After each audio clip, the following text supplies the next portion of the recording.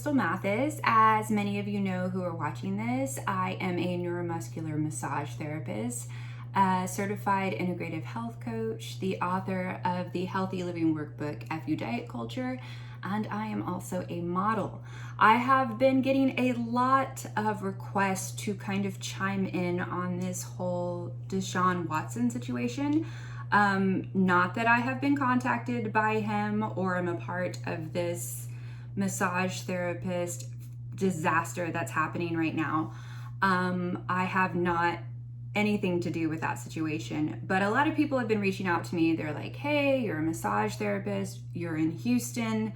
What can you bring? Like, what insight can you bring to this whole situation?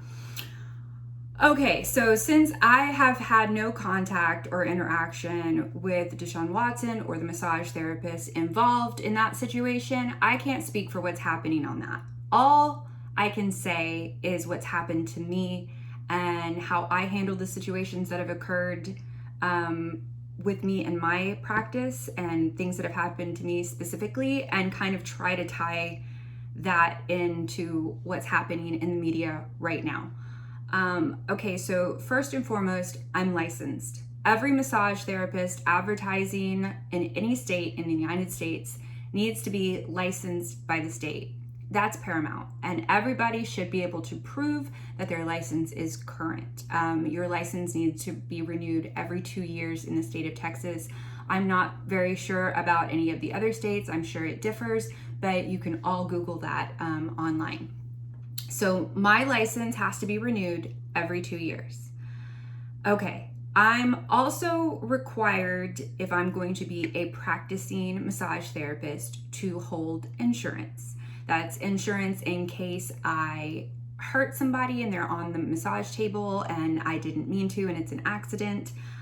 There's various other reasons why you need to have insurance to practice massage therapy in the state of Texas. Again, I'm not sure about any other state, but I'm speaking for the state of Texas.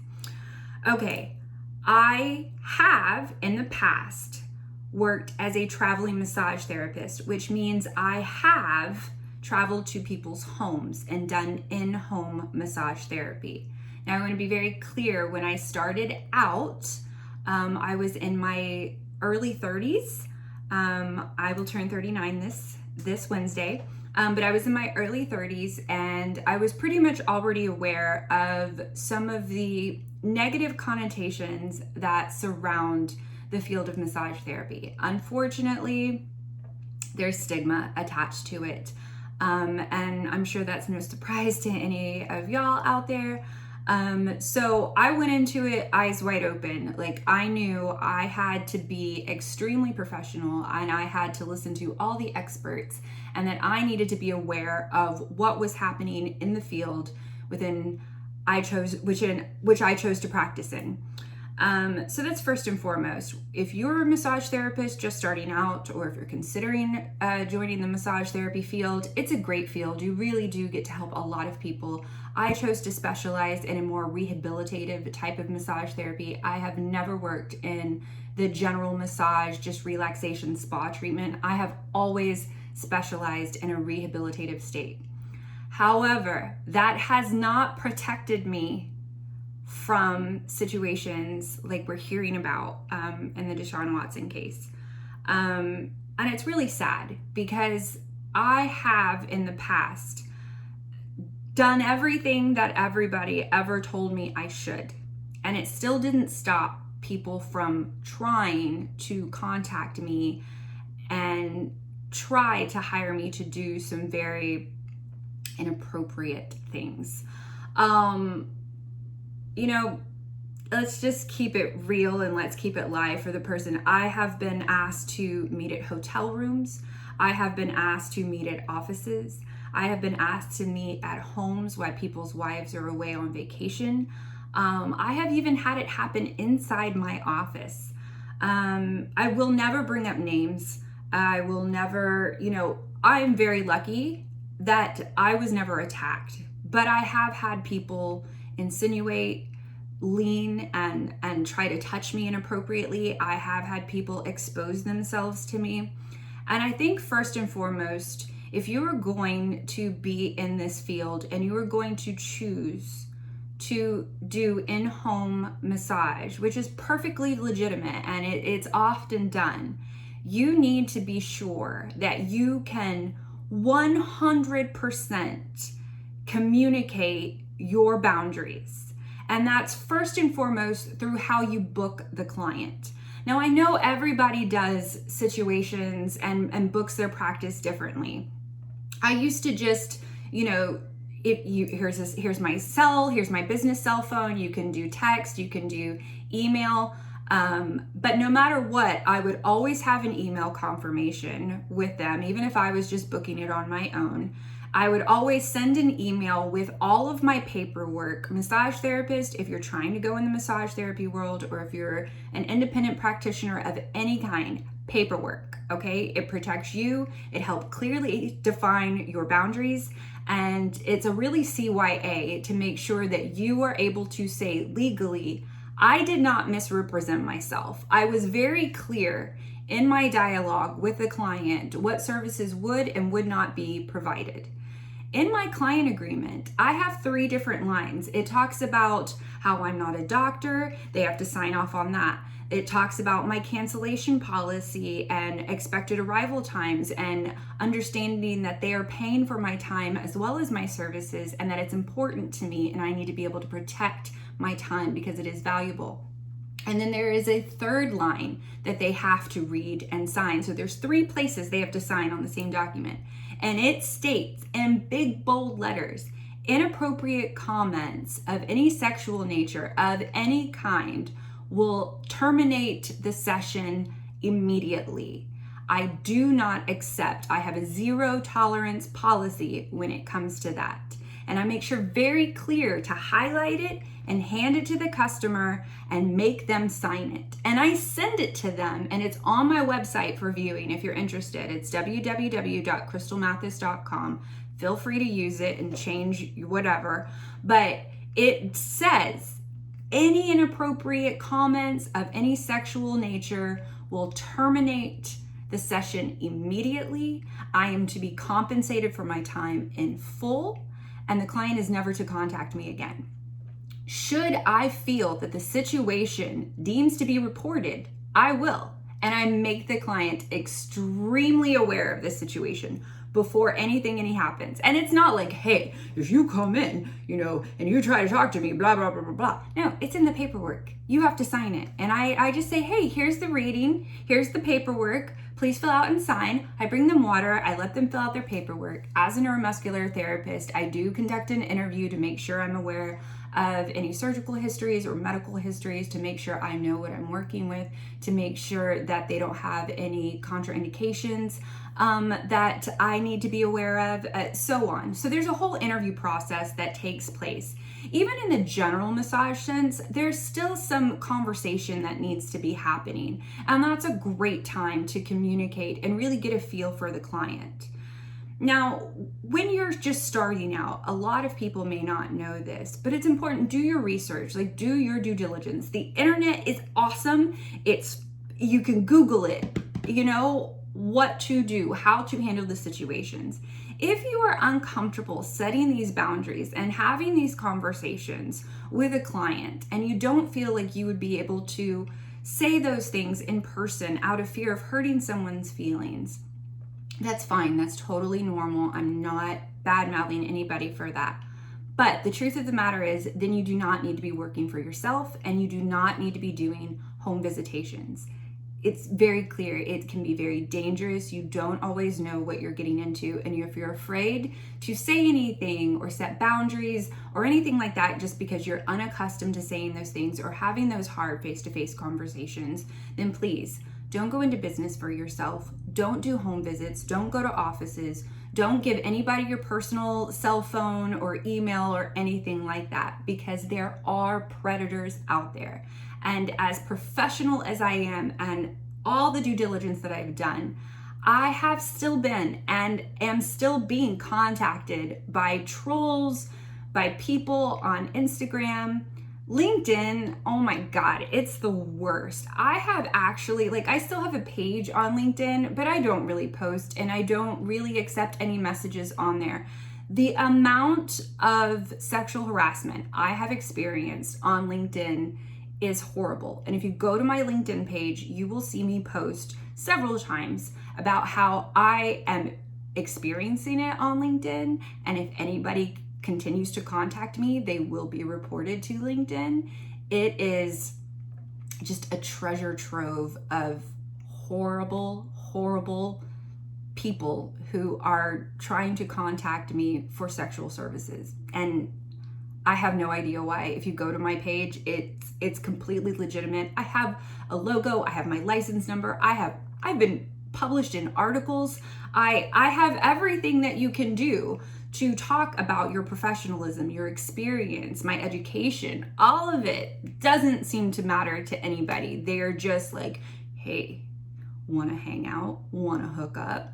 What can I get for this amount of dollars? Could you meet me at my hotel room in the Galleria?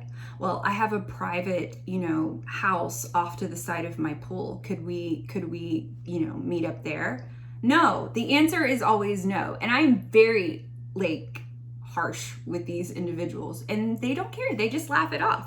And it's sad and it's gross and it's disgusting. And it is one of the reasons that I no longer do home visitations.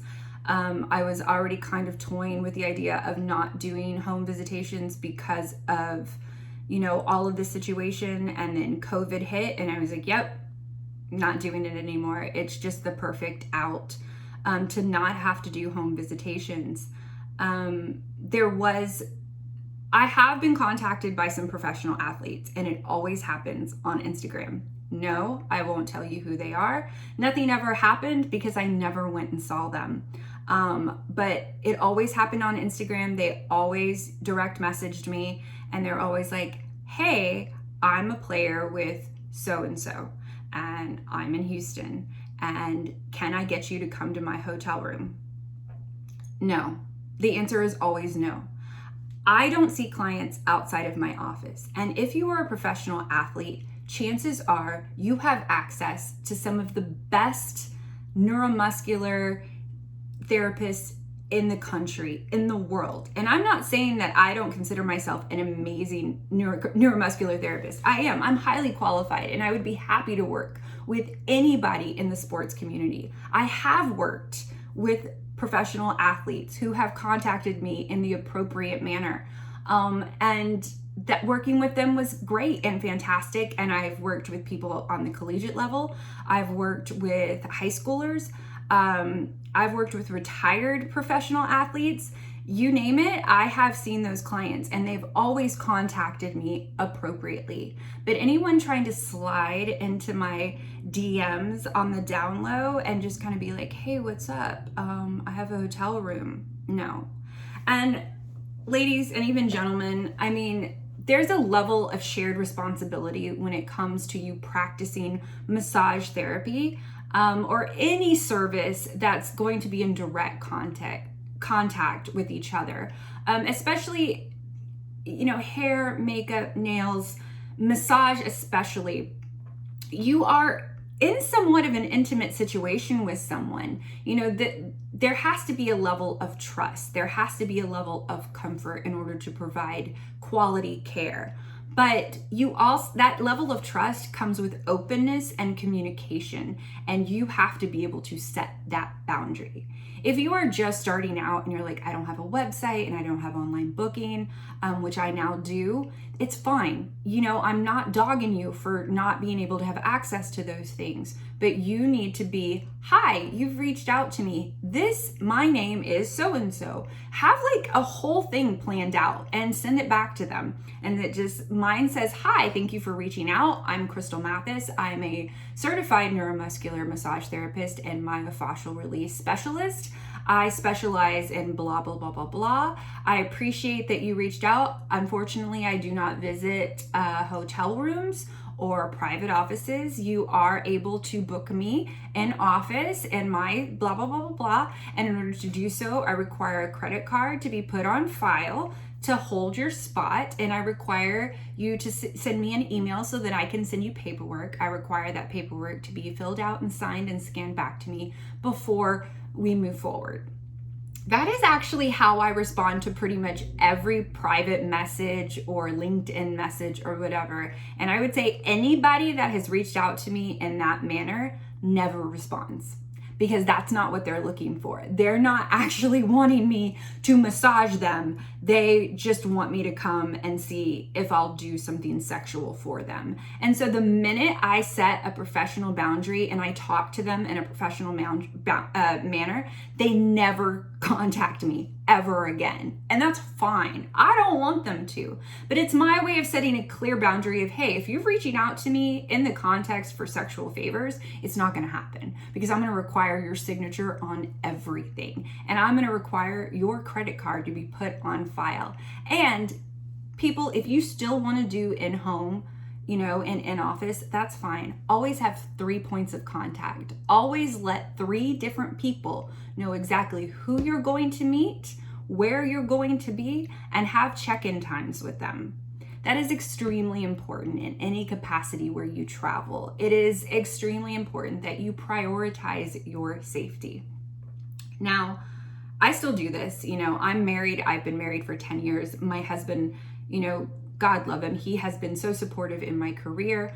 And I'm very open and very communicative with him when these situations happen. And I know that I have his full support and his full trust. And he knows that I'm doing everything properly and communicating as best I can. And that's all we can do. Now, there have been several times where all the paperwork has been processed. The credit card has been placed on file. The client has actually come into my office. And it still happened. Why? Why does that happen? I have no idea. I don't know if these creeps are just looking at it for the thrill. I don't know if they think, well, maybe this is just her way of, keeping it safe, legit.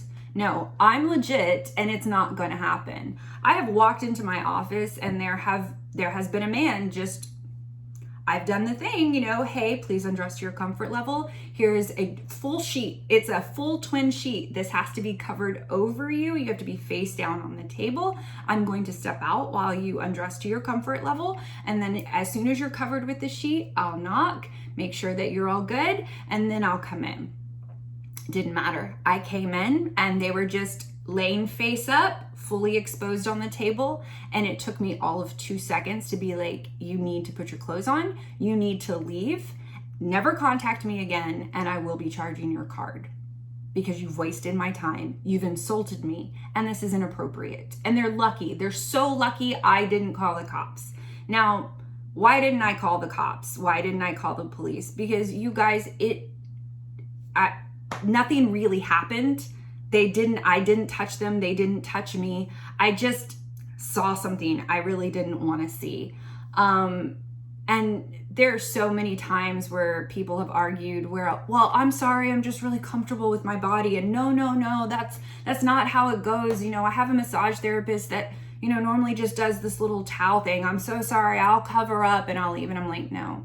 You know what? There is situations. I have been around people who are very comfortable with their body. I have no problem with nudity. I'm very comfortable with my body. That's not the problem. The problem is that I set a very clear expectation of events that are to occur in order to make sure that the situation was within my control. And you purposefully chose to just completely disregard the situation. And that's insulting. And I'm not stupid. I'm almost 40. I know how the world works. And I know that you're probably hoping for a little extra. You're just trying to test the waters. And I don't play that game. I have never played it. I don't want to play it. It's not within me to do. And I have zero problem telling someone to get the hell out of my office. Sorry, I'm getting a little heated. So if you're asking me how to tie all this back to the Deshaun Watson case, which is why I'm doing this video in the first place, I have no idea what transpired between this individual and his these victims who are saying that he, you know, touched them inappropriately or made inappropriate comments. I have been there. It has happened to me dozens of times. I've been doing this for almost 11 years now. It happens to me all the time. I get reached out to weekly about going to a hotel room, going to an office, going to a private home, you know, no, not gonna do it anymore. Because in the real context of things, you'll reach out to me appropriately. And I have no problem if people have reached out to me, hey, I saw your flyer, I got your cell phone number from so-and-so, I heard you do amazing work, I'd like to work with you. I'm very polite. I say, absolutely, thank you so much for reaching out. I'm really excited to work with you. Please visit my website. It's www.crystalmathis.com. On my website, you can book your appointment directly. You can see my time and availability, and you can hold your specified time with a credit card. And if you would like to fill out the paperwork and have it ready for your appointment, you're able to download it online and bring it into the appointment. We'll go over it really quickly, and then we'll start your session. Done. And I'd say 95% of the time, they're like, oh, you have online booking? That's awesome. And they go fill it out, and it's fine. It's done. I haven't stayed in business because I'm a crappy massage therapist, or that I'm unprofessional, or that I make people feel uncomfortable. I think there's a level of comfort that comes from the fact that they know that someone is professional, takes great pride in their work, and is willing to do the things to set the boundaries to keep them safe. So, I keep getting off track. So, the Deshaun Watson case, there's a level of responsibility between both the client and the massage therapist. And again, I can't say that these massage therapists did anything wrong because I have no idea how they advertise themselves. But it really shouldn't matter how they advertise themselves. The client needs to do their due diligence on the background of the person they're choosing to do business with. There is a reason, I believe, that certain people are targeted in this case. They might be young, they may not seem very experienced in the industry. Anybody just starting out, you know, even myself, would jump at the chance to work with a professional athlete because it can catapult your career. You have the opportunity to say, I work with, and name a professional athlete. If they like you, they can give you an in into their inner circle, into their world, their wives, their girlfriends, their other teammates, you know, team owners. It's a great opportunity, and it's one that, if done legally and correctly, absolutely, you know, I would do it. I would work on a professional athlete. I have worked on professional athletes, but the contact must be made in a professional manner, and doing it via Instagram. If you want to private message me and ask for information on how to book me, absolutely happy to send you that link. It will do it all professionally. I'm not saying that communication can't happen on Instagram, but I have a feeling that those conversations and that clear set boundary wasn't made. And if it was, then this individual is a predator. And there's really, unfortunately, no better way to put it. He's a predator because he is seeking out and finding individuals who may not know any better.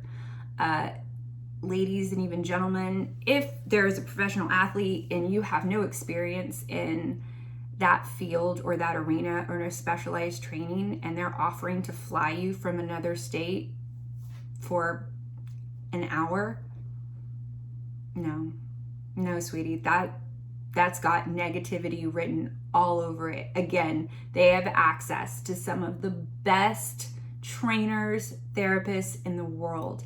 They don't need to fly you in from another state for an hour. If they really did and they wanted to work with you and they were in town in your state and their team, even they reached out to you directly and said, how do I book an appointment? Absolutely not a problem. But there's little alarms that should go off in your head and saying like, this is interesting. This is weird. Why would this person just suddenly reach out to me? Let's all take a minute and just try to think before we just jump on this opportunity. I understand that a lot of times, you know, you're wanting to build your career, you're wanting to make money. I need to make money. My business has been seriously hurt because of COVID, because of the crazy weather, like you name it. The state has shut us down a couple of times, all because of COVID. I'm never going to put myself at risk to make a buck. And if somebody really wants to support my practice and my business and really values me as a good therapist, then they'll treat me with respect and they'll do the things that I require in order to keep myself and them safe. You know, it's a great way for them to protect themselves as well as it helps me protect me. So I'm not blaming any of these victims at all. You know, I don't care if they showed up butt naked to his appointment. He should have said, nope, not my thing. Didn't fly you here for that. I'm sending you back. And then he could have filed, you know, inappropriate contact with them, said, nope, I'm going to reach out to my team, report this is a no-no, you know. But that, again, there's a shared level of responsibility. Why did not a lot of these women come forward in the beginning? Because if it's true, you guys, it's scary. Why didn't I report it? Because I didn't want to deal with some of these CEOs and CFOs trying to shut me down. I've been threatened. I've, you know, news people, and what's it gonna achieve? They're rich, they don't have any money. You know, the truth of the matter is they always get a slap on the wrist. How many times have you seen it happen? What's it worth to me? Do you know how much they could fight it in court? It's scary. These poor women, there's lawyers right now digging through their entire past, trying to make them out to be some horrible people. It's terrible. It's a terrible situation. I wouldn't wish it on anybody. I am so lucky that none of the encounters that I have had turned physical, that I wasn't attacked. And I'm very glad to hear that it doesn't sound like any of these women were attacked. And they're very lucky in that way that he didn't do more. You know, any individual, when you are putting yourself in that situation, that's a very real fear. So you always have to do the things to not only protect yourself, but protect others in the industry. I do all of the things I do because I want people to know what a legitimate massage therapist sounds like, looks like, how you conduct a business. And I do understand that a lot of people are just starting out and they don't have the setup that I have, and that's fine. You can still do it with email. You can still do it with text message, but you just have to communicate the boundaries. And if there is any sort of little thought in your head that's going off, that's like, why? Ask the client, or if you're not sure, don't do it. You don't want that kind of business. You don't want this interaction. You don't want it. I promise you, you don't. And even though I don't want it, I still get requests for it, so I know it's out there. How are you advertising yourself? You know, that's up to you. You post pictures, do what you want. I'm on a bikini on the internet all the time. It's not on my website. It's not how I advertise. You know, I'm not in a bikini and being like, call me, I do massage. No, because I'm pretty aware of how that's going to be taken, and I don't want that information. And ladies, if you're doing that to try to promote your business, but that's not what you're about, but you're just hoping it gets clicks or likes, please don't do that. It's not that you don't have a right to look beautiful and wear a bikini, but that situation is kind of why we're all in this. Don't advertise like that. Be in a bikini, be your best self, do all the things. Should it matter that you're in a bikini? Absolutely, it should not. But there are some disgusting individuals out there, and they're going to take it and they're going to make it into something that it's not. If that's not what you're about, you don't need that. Let your services speak for themselves. I do. And it's fine. If you need help, go work for a reputable massage therapist office. There's tons of them. Help them set up the paperwork for you. If you're not comfortable setting all these boundaries that I've talked about for the past 30 minutes, go work for somebody else. Let somebody else handle it. It's fine. They'll protect you. They'll make sure that you have safety. There is somebody there with you, and that you never feel the need to have any of this conversation. So I think that's it. I hope that some of my ramblings connected, but the point of the matter is, I do feel from the bottom of my heart very sorry for these women if these events did occur. I know how scary it can be. I know how off-putting it can be. I don't know for sure that it happened, and if all of this is fake, then I feel very bad for the individual being blamed. But there does seem to be a pattern of history, and somebody's innocent until proven guilty. But shame on anybody who does this to women or men. It's not appropriate. It's not right. You are taking people at their most vulnerable, and you are subjecting them to real harm. And what's really sad about all of this, if these women are legit, their careers in massage therapy are pretty much over. Because what's going to be the outcome of all of this? Even if they win, but they don't get money, even if they don't win, that's again one of the negative connotations of coming forward, because your career is pretty much over at this point, right? There's just too much publicity out there about it. If you have any questions, any more thoughts that you want to put my way, please feel free. I'm open to communicating about it, honestly. Again, I've never been hurt, and I'm very lucky that I have experienced all of these things that these women are talking about at the hands of your everyday Joe to professional athletes and CEOs. So it does happen. It is out there, and it's happening on a pretty regular basis. So unfortunately, I was not shocked by any of it. So thanks for listening. I will talk to you later. Please be safe.